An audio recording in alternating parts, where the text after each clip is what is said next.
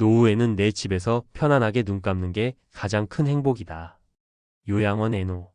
노후 행복의 진짜 비밀은 내 집에서 마지막까지. 한번 상상해 보세요.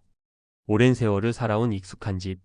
문을 열면 반겨주는 날 같지만 정든 거실, 매일 해가 드는 창문, 내 손때가 묻은 부엌.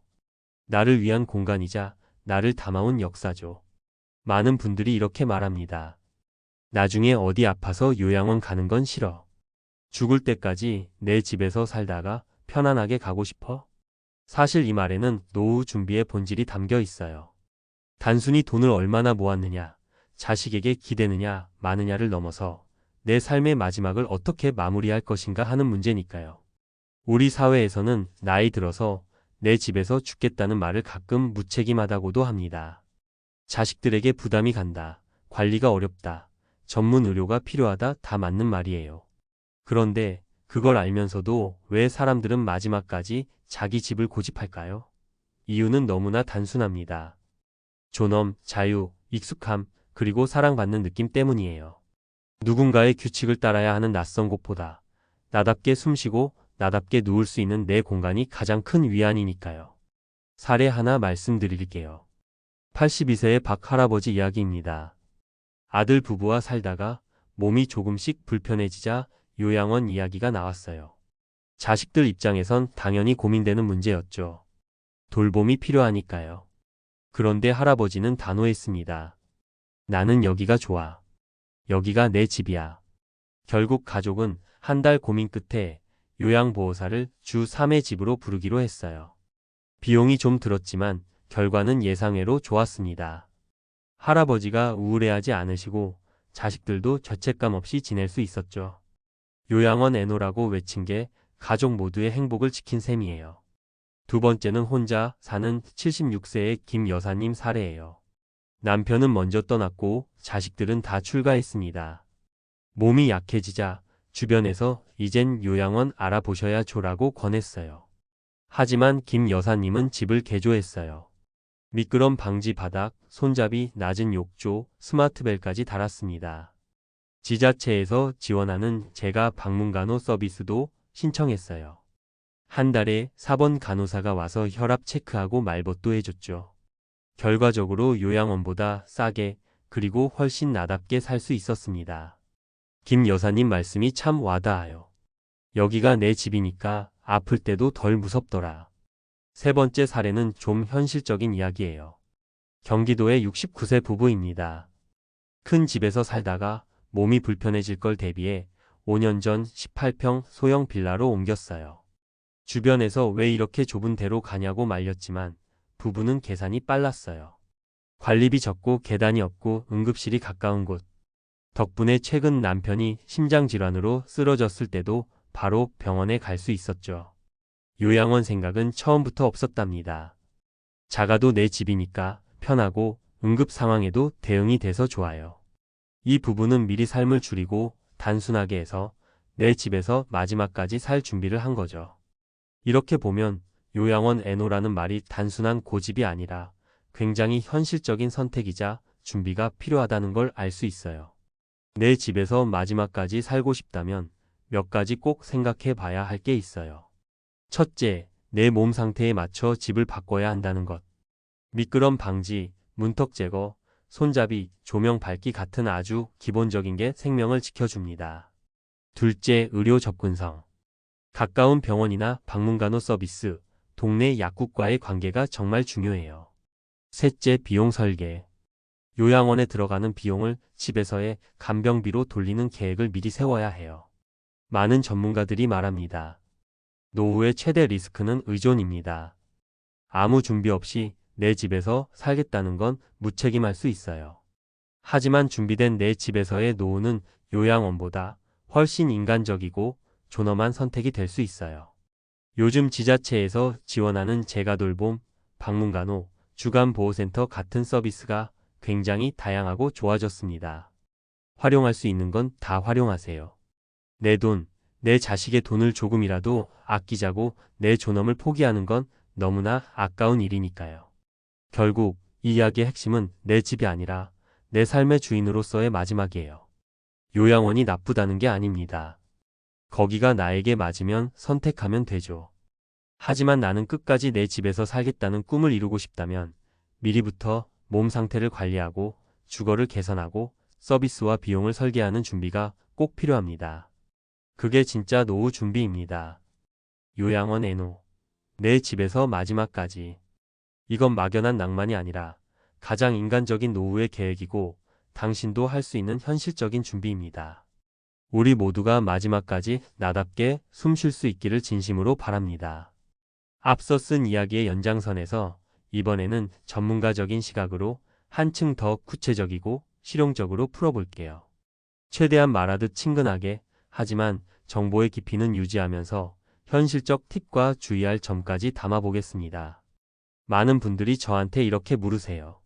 선생님, 나이 들어서 끝까지 집에서 살고 싶어요. 그런데 구체적으로 뭘 준비해야 하나요? 이게 굉장히 좋은 질문이에요. 왜냐하면 마음가짐만으로는 절대 안 되거든요. 내 집에서 마지막까지 살겠다는 건 사실상 하나의 프로젝트라고 생각하셔야 해요. 우선 첫 번째 단계는 집을 안전하게 만드는 겁니다. 넘어짐은 노년의 가장 큰 리스크예요. 65세 이상 낙상 사고로 병원에 실려가는 분이 매년 10만 명이 넘습니다. 특히 고관절 골절은 사망률도 높아요. 요양원 가는 가장 흔한 이유 중 하나가 이 낙상이에요.